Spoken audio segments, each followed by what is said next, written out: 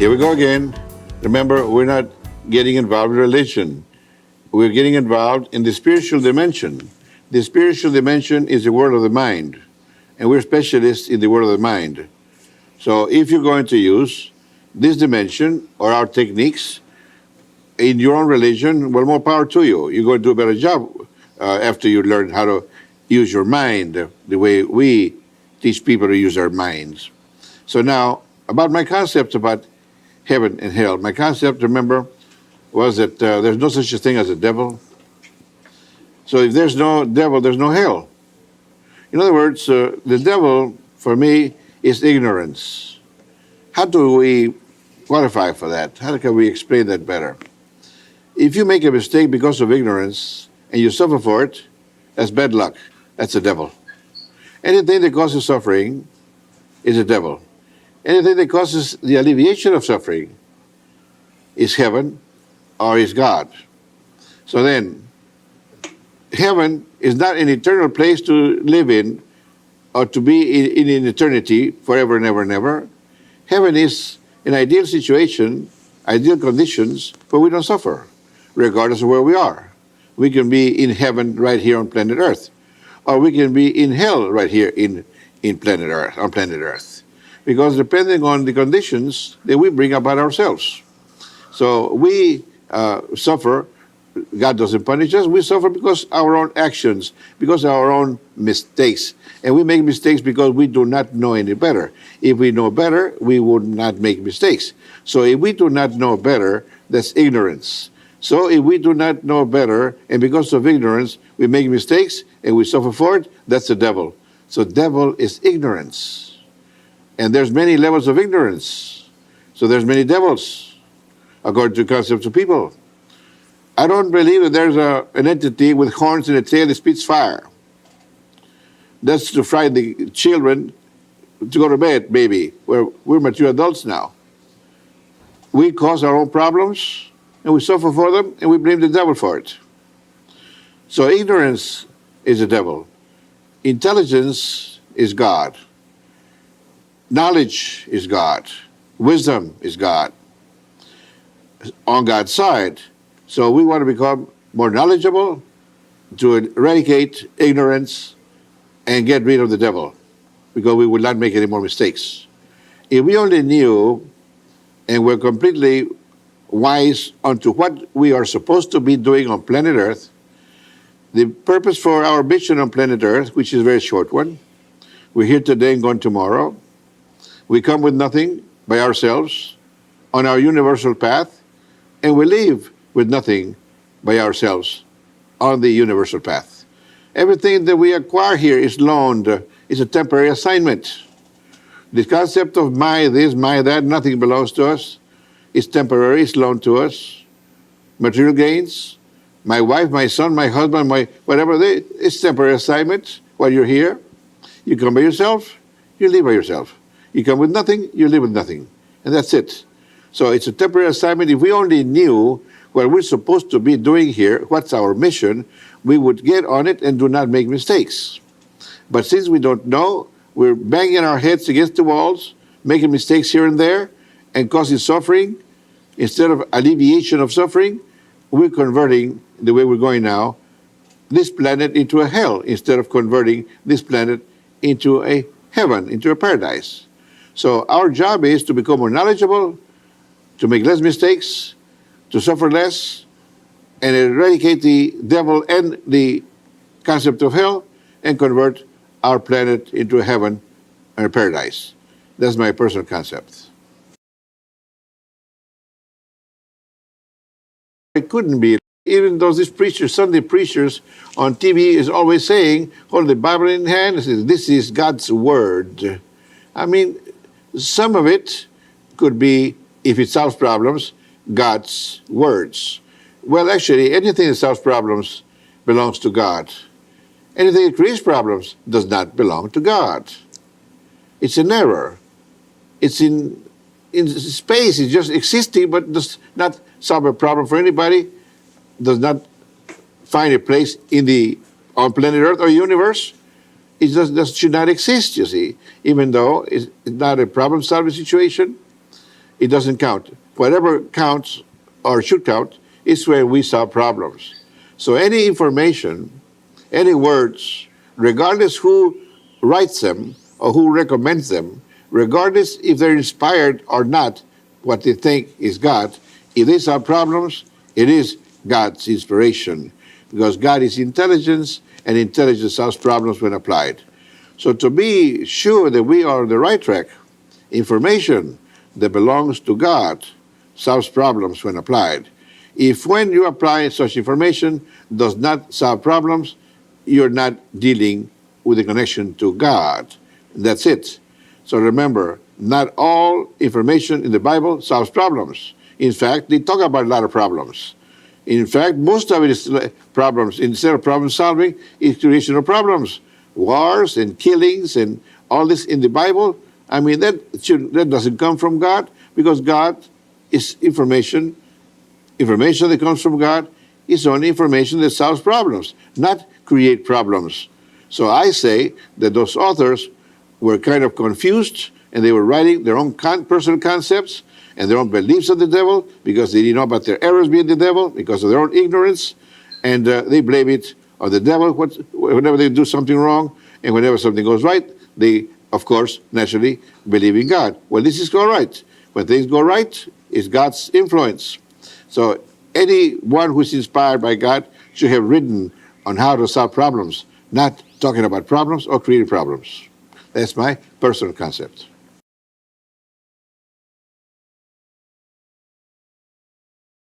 Now remember that dreams in the Silva method, or dream control of the Silva method, is taught, described in 3 different steps.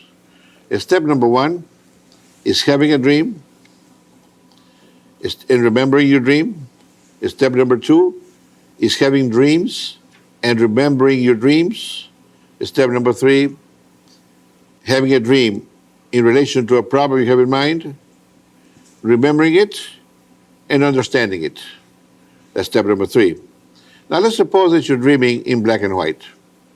All you need to do is, when you get to your level, make that statement known. I have been dreaming in black and white. And recall a dream in black and white. From now on, I'm going to dream in technicolor. And then, again, recall that dream in black and white and put color on it, imaginary color in it. And from there on, you will, when you say this to yourself at your level, you will start dreaming in technicolor or in just color, whatever you call it. Technicolor is ideal. So from now on, you want to correct the dreaming in black and white to color. Just tell yourself at your level what has been happening, and recall a dream that you recall in black and white, and then change it right there in your mind. Imagine it in color. Then from there on, you will start dreaming in color. Step number 1, at your level. I want to have a dream. I'm going to have a dream. And I'm going to remember the dream. When you'll be successful? Step number 2, I want to have dreams. I want to remember my dreams. I'm going to have dreams. I'm going to have, and I'm going to remember dreams, more than one, plural. Remember that when you have become successful in step number 1, then you move into step number 2. Never move into step number 2 unless you're successful with step number 1. Once you have become successful in step number 1, then become successful also with step number 2, then step number 3. I want to have a dream, I'm going to have a dream, and I'm going to remember a dream in relation to a problem that I have in mind, on how to solve it, and also understand it. Because sometimes dreams come in symbols. So you want to analyze a symbolic dream, and you want to understand the symbolism of what those symbols mean to you. Nobody can interpret your dreams. Only you can interpret your own dreams. Because nobody's in the same place you are, or has had the same experiences that you have. So the only person that can explain a dream for you is you, nobody else.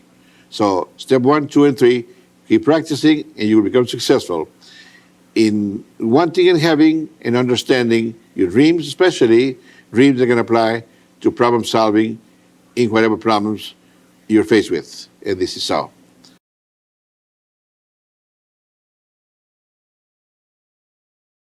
In other words, if you have a snake, for instance, in your dream, then you want to analyze what that means at your level, not out of your level.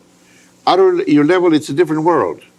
It's a different world of understanding also. You need to go to your level and ask that question, what does the snake mean to me? Or what does it mean in my case, in this particular problem situation? Then clear your mind and see what comes to you. As though when you clear your mind means disconnect your mind from this thought.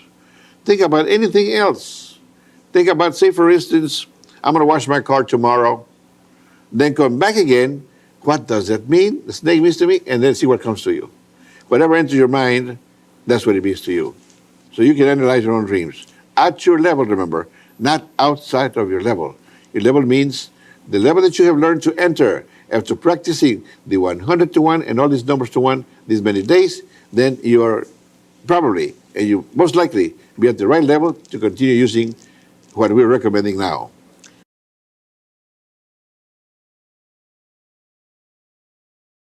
Remember that if you are asleep and dreaming, and it happens to be drizzling, and the window is open, and then this drizzle, cold water falls in your face, you may be dreaming you're at sea in a boat, you know. It's associated with the local environmental sounds and feelings and your own experiences. Yes, it's related.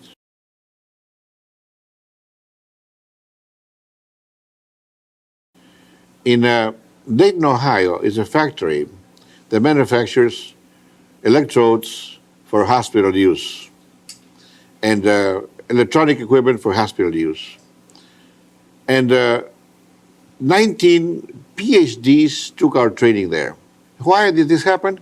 Because the chairman took our training, the Silver Method, he liked it, and he sent 19 PhDs who do research work for this factory in finding different new inventions and so forth to take the training. And one of them, a young PhD biochemist, they invited me to come over, they wanted to talk to me. So I got there about 9 o'clock. They called these 19 people off their jobs, roundtable discussion. I said, what a tremendous thing here. Why so much interest? And the chairman then said, Mr. Silva, we want to talk about how else we can use your system, method. And first of all, let Dr. So-and-so, this young biochemist, explain to you what he did with mind control. He used dream control. He said that his department is researching materials to manufacture arteries, veins, for bypasses, and that the body will not reject such materials that these veins or arteries are made of.